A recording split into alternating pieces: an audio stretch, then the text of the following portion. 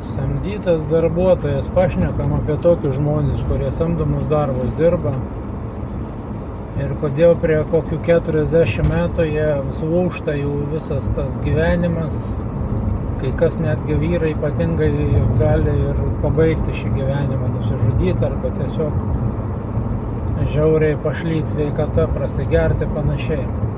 Kodėl taip nutinka?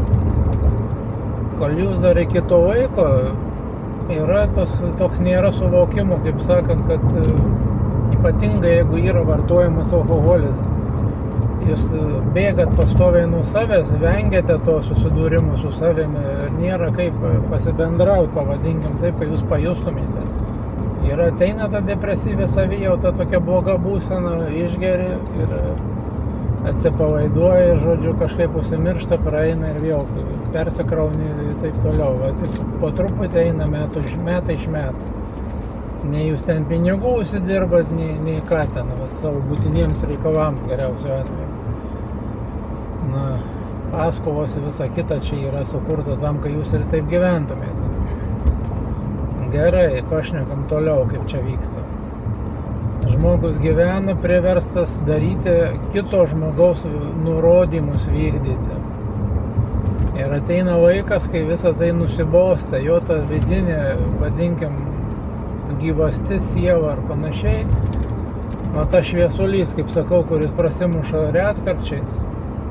Jisai daužo pastoviai, bent kartą į savaitę pramuša tą šviesą, kad šviesi mintis, kad tu čia kažką tai ne taip, reikia kažkaip keisti, kažką daryti. Bet tu neturi galimybės nieko pakeisti, nes tu neturi, sakau, valdžios ant savo pasąmonės, ant savo to procesoriaus, kuris viską reguliuoja, tu neturi ant jo kontrolės jokios, už tai, kad neturi.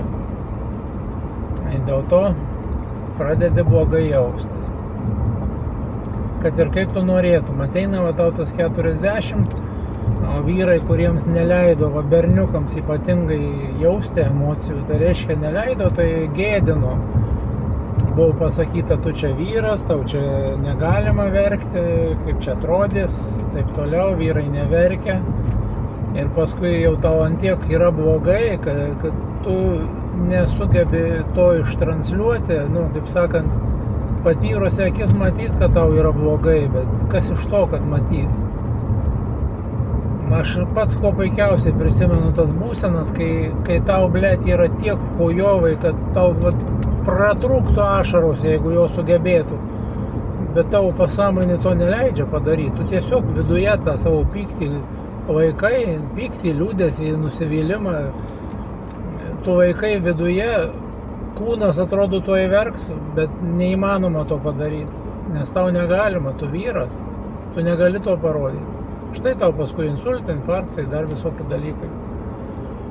Tai yra žiauru, kaip žmogaus pasąmonė, kada jinai nekontroliuojama, kaip sakant, pačio žmogaus, gali jinai atskirą gyvenimą, galim sakyti, gyventi. Tau atrodo, kad tave valdo. Tai ką aš ir siūlau pirmiausia žmonėm, kad juos suklijuoti į vieną, kad jie galėtų pradėti pirmiausiai prasidirbti tą, ką reikia, kad pradėtų išlaisvėtų smegenys, pradėtų dirbti. Kad jūs galėtumėt būti savo patogus, o ne kitiems. Bet jūs turite išgirsti mane, ką aš kalbu pirmiausiai. Jeigu jūs to nepadarysite, tai beprasmiškai toliau kažką daryti, eiti ten į tas strateginės sesijas ar panašiai. Jūs turite jau prieiti tą, kai tau yra pizdiec, tu sėdi ir galvoji, arba man dabar nahui kartis reikia, arba gelbėti save. O čia yra ta būsena, kur ir aš buvau prieėjęs, ir žmonės, kurie ją prieina, jie tada ieško pagalbos ir ją gauna. To nėra, jūs netgi tokių minčių nesurezgat, kad jums reikalinga pagalba. Ir automatiškai neatsiranda, kas jūs gelbės, neatsiranda tų tokių specialistų. Kai žmogus pamasto, kad jam reikalinga jau pagalba, jisai per savo tą ego perlipa, supranta, kad noriu aš kitaip gyventi. Tada jau kitaip yra, jau galima dirbti, gelbėtis ir taip toliau. Iki.